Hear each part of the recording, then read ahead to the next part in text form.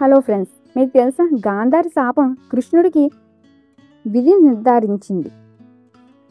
ఇంకా మనం కథలోకి వెళ్ళిపోదాం. గాంధారి తన భర్తకు అంకిత భావంతో జీవితాంతం కళ్ళకు కట్టుకొని గడిపిన మహారాణి. కానీ కురుక్షేత్ర యుద్ధం అనంతరం తన 100 మంది కుమారుల శవాల మధ్య నిలబడి ఆమె మౌనంగా భగ్నమైంది.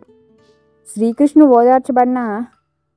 ఓదార్చడానికి కూడా వచ్చాడు. కానీ ఆమె కోపంతో ఉగ్రరూపం దాని కృష్ణ, నీవు ఇంత యుద్ధానికి అడ్డుకోవచ్చు, కానీ చూసావా మౌనంగా ఉన్నావు.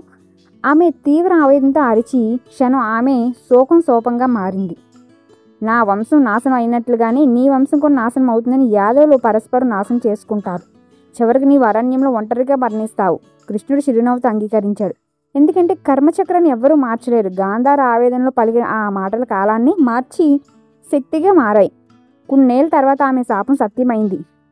యాదవ వంశం అంతరించిపోయింది. కృష్ణుడు అరణ్యంలో ఒంటరిగా తన చివరి శ్వాసను విడిచిపోయాడు. తల్లుల హృదయంలో ఉన్న శోకం అసాధారణమైన శక్తి కలిగి ఉంటుంది. దేవతలైన రాజులైన కర్మచక్రాన్ని ఎవరూ తప్పించుకోలేరు. గాంధారి శాపం న్యాయమాలేక అది కూడా విధి నిర్వహించిన అంగం మాత్రమేనా? అయితే కామెంట్ చేయండి. మరిన్ని ఆసక్తికరమైన విశేషాల కోసం మన యొక్క ఛానల్ అయితే ఫాలో అయ్యండి.